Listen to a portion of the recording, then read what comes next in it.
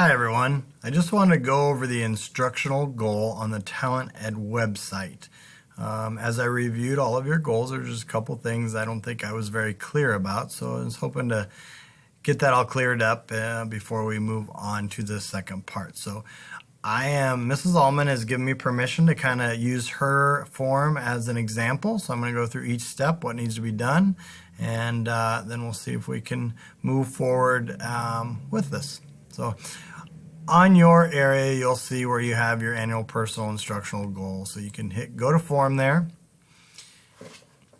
And once you get in, you can see you can type in your name, school year, building, and then assignment here just says district report and that. So you need to make sure those are all filled out. And then this first part, instructional goal rubric, I want you to mark where you feel you're at right now.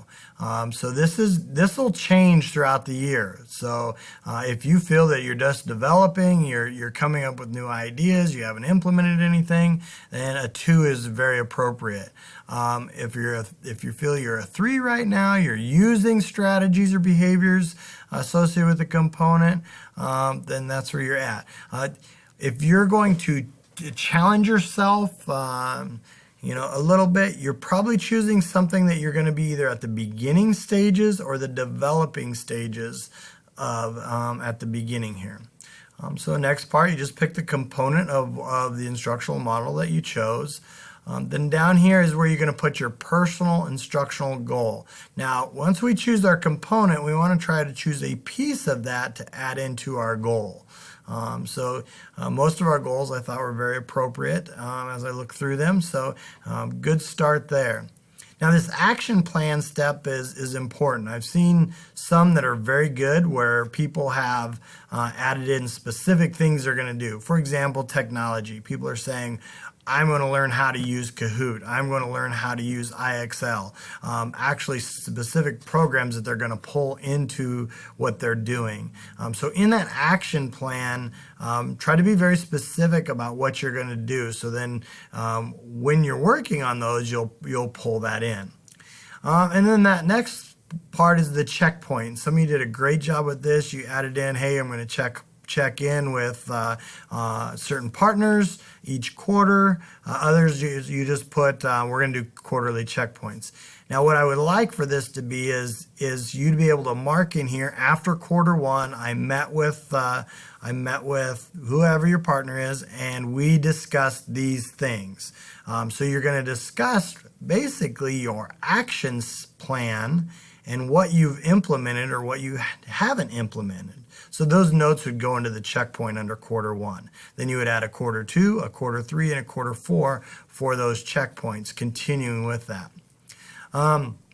Evidence of effectiveness. This is where you're just going to add any notes that say, hey, this is what I'm doing to show that it's been effective. You can also add an artifact down here at the bottom right-hand corner, just add artifact of things that you're doing. I'll make comments in here when appropriate and necessary. Now down at the bottom, it's going to ask you to sign. We do not want to do any signatures yet. We will put signatures on here at the end. I know some of you have signed, which has locked it up, but we're going in to change that. I've talked to Kathy Hoyle at Central Office, and she's going to change that. What I would like you to do is just click Save Progress. So I'll be able to see it, you'll be able to see it, and we'll both be able to make comments on that. So our instructional goal, use those steps to make sure the whole thing is filled out. The biggest things that I'm seeing is make sure your action plan is specific so you know exactly what you're doing. You can always adjust it and change things. Say, hey, I'm doing this instead of this. Add that in there. Make sure you add the checkpoints at the end of each quarter when you meet with your person. And so adding those things in, and then finally save progress is huge. So just do that so you can continue to go back and add comments and change. As you progress, you can change your instructional rating right here as you go from a 1 or 2 up to a 3 or even a 4. So appreciate the time. Hopefully this clarifies some things. If you're having difficulty with Talent Ed in general, please get a hold of me. I'll be happy to come in anytime and help you with that. Thank you very much, and good luck planning.